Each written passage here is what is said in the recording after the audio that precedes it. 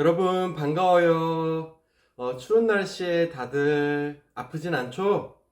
감기 조심하고요. 배탈 조심하고요. 네, 우리 이 시간 함께 예배 드릴 건데요.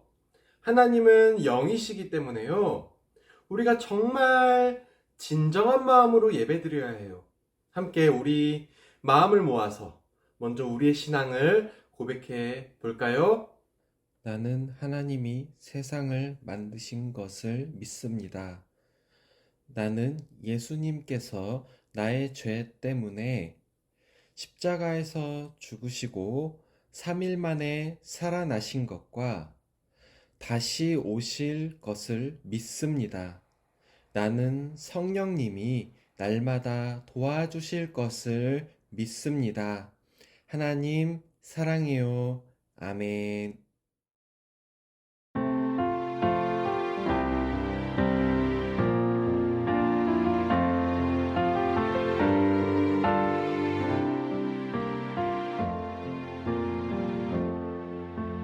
나는 하나님을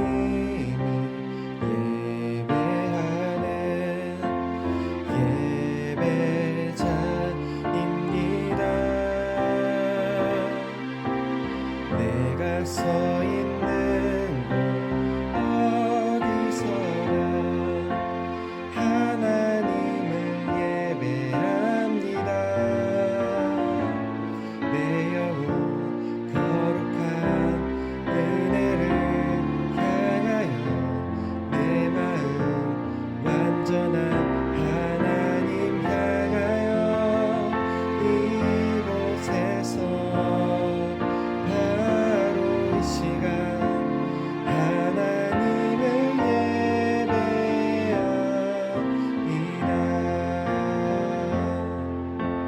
나는 하나님을 예배하는 예배자입니다. 내가 서 있는 곳 어디서나 하나님을 예배합니다. 내 영혼 거룩한 은혜를 향하여 내 마음 완전한 하나님 향하여 이곳에서 바로 이 시간 하나님을 예배합니다. 내 영혼 거룩한 은혜를 향하여 내 마음 완전한 하나님 향하여 이곳에서 바로 이 시간 하나님을 예배합니다.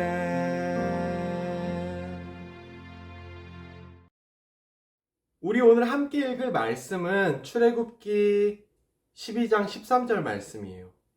우리 큰 목소리로 함께 읽어볼까요? 시작!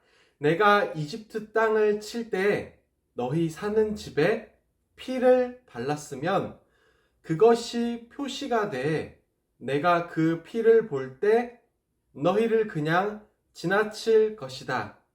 그러므로 재앙이 너희에게 내려 너희를 멸망시키는 일이 없을 것이다. 아멘. 예, 우리 오늘은 어린 양의 피로 살아난 기적이라는 제목으로 함께 얘기를 나눠볼게요. 우리 지난주일 말씀 잘 기억하고 있는지 퀴즈를 내볼 테니까 맞춰볼까요? 첫째, 하나님이 이집트에 몇 가지 심판을 하셨죠? 10가지. 10가지입니다. 그러면 두 번째 퀴즈인데요. 하나님이 이집트에 내린 심판 중에 마지막 10번째 심판은 어떤 거였죠? 네. 처음 태어난 사람과 동물을 죽이셨어요. 그래서 바로왕의 첫째 아들도 죽었어요. 그런데요, 처음 태어난 것들이 다 죽게 되는 마지막 10번째 심판이 내려졌을 때요, 이 심판을 받지 않은 사람들이 있었어요. 누굴까요? 네, 바로 이스라엘 사람들이에요. 하나님께서 이스라엘 사람들을 보호해 주셨어요. 그래서 이스라엘 사람들은 심판에서 살아남을 수 있었어요. 어떻게 살아남을 수 있었는지 우리 마지막 심판의 이야기를 들어볼게요. 자, 이집트의 9번째 심판이 내려지고 났을 때였어요. 하나님은 바로왕에게 더 무서운 벌을 내리시려고 모세와 아론을 부르셨어요. 그 벌은 바로 이집트에 있는 첫 번째로 태어난 아이들과 동물들을 모두 죽일 거라는 심판이었어요. 그런데 이집트 지역에는 이스라엘 백성들도 살고 있었어요. 그래서 모세는 이스라엘 백성들도 같이 벌을 받을까봐 걱정이 됐어요. 하나님은 모세와 아론에게 이스라엘 백성들이 심판에서 살아남을 방법을 알려주셨어요. 하나님이 알려주신 방법은 바로 어린 양의 피를 집에 문틀에 바르는 거였어요. 그리고 모세는 이스라엘 백성들에게 그 방법을 전달했어요. 이스라엘 백성들은 하나님께서 말씀하신 대로 태어난 지 1년이 되지 않은 아주 어린 양의 피를 열심히 문틀에 발랐어요. 그렇게 캄캄한 밤이 되었고 하나님의 심판이 시작되었어요. 하나님은 이집트 땅에 있는 모든 첫째들을 다 죽이셨어요. 사람도 첫째는 다 죽고 동물도 첫째는 다 죽었어요. 결국 순식간에 이집트 땅은 온 지역이 통곡과 울음소리로 가득하게 되었어요. 이때 하나님의 말씀을 무시한 바로왕의 첫 번째 아들도 죽었어요. 절대로 꺾이지 않을 것 같던 고집센 바로왕도 첫째 아들이 죽자 결국 하나님 앞에서 항복하게 되었어요. 드디어 바로왕은 이스라엘 백성들을 놓아주게 되었어요. 그런데 그 무서운 10번째 심판의 밤에 이집트 사람들과 달리 이스라엘 백성들은 아무도 죽지 않았어요. 왜 그럴까요? 하나님께서 이스라엘 백성들을 구원하시기 위해 모세에게 전한 명령이 있었죠. 어린 양의 피를 대문 기둥에 바르라고 한 명령이었어요. 그래서 하나님은 대문 기둥에 발라져 있는 어린 양의 피를 보고 그 집에 있는 사람을 죽이지 않고 그냥 지나가셨어요. 여러분, 우리는 이 이야기가 단순히 이스라엘 백성들이 하나님의 10번째 이집트 심판에서 살아남았다는 걸로만 기억하진 말고요. 조금 더 중요한 의미를 생각해 봐야 해요. 우리 퀴즈를 통해서 좀 더 생각해 볼게요. 자, 퀴즈예요. 하나님은 무슨 동물의 피를 문틀에 바르라고 하셨죠? 네, 바로 어린 양이죠. 그러면요, 어린 양의 피는 누구의 피를 상징하는 걸까요?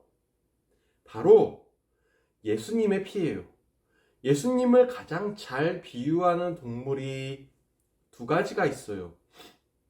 하나는 예수님의 왕되심을 멋지게 표현하려고 사자로 표현하기도 하고요. 또 하나는 우리를 위해서 피 흘려 제물이 되신 죄 없으신 분으로서 어린 양으로 표현하기도 해요. 그래요. 마치 이스라엘 백성들이 어린 양의 피를 발라서 구원을 얻었듯이 우리는 예수님의 피로 구원을 받았어요. 이스라엘 백성들이 대문에 어린 양의 피를 바르기만 하면 심판을 당하지 않았던 것처럼요. 우리는 예수님의 피를 믿기만 하면 심판을 당하지 않아요. 내가 흘려야 할 피를 예수님이 대신 흘리셔서 우리에게 하나님 앞에서 구원의 선물을 주셨다는 사실을 믿기만 하면 되는 거예요. 그럼 우리는 이렇게 우리를 구원하시고 심판을 당하지 않게 하시는 하나님께 어떻게 기도해야 할까요? 하나님, 저희를 지켜주셔서 감사합니다. 저희에게 구원을 선물로 주셔서 감사합니다. 이렇게 기도하면 좋겠어요. 여러분, 하나님은 우리를 구해주시는 분이에요. 우리가 어렵고 힘들 때, 아플 때, 슬플 때 하나님이 우리를 구해주시고 살려주셔요. 그 하나님을 믿는 우리 다운부 모두가 되기를 이 시간 축복합니다. 제가 잠깐 기도할게요. 저희를 구원해 주신 하나님 감사합니다. 하나님이 저희를 구원해 주셨기 때문에 저희가 하나님께 예배를 드릴 수 있게 되었습니다. 저희가 바로왕처럼 고집을 부리거나 하나님의 말씀을 듣지 않은 적이 있다면 용서해 주세요. 저희를 구원하기 위해 어린 양처럼 피를 흘리신 예수님의 십자가를 믿습니다. 감사합니다. 예수님의 이름으로 기도드립니다. 아멘. 12월 11일 광고입니다. 오늘 공과는 기적공과 7과 어린 양의 피로 살아난 기적입니다. 부모님들께서는 예배 드리신 후에 함께 공과를 진행해 주시면 좋겠습니다. 이어서 몇 가지 광고가 더 있는데요. 12월 다음부 예배에 대한 공지입니다. 다음 주일 18일은 온라인 예배입니다. 또 그 다음 주 25일 예배는 성탄절 예배이기 때문에 온가족 예배로 중동고 대강당에서 11시에 드려집니다. 이날 다음부 예배는 따로 진행되지는 않습니다.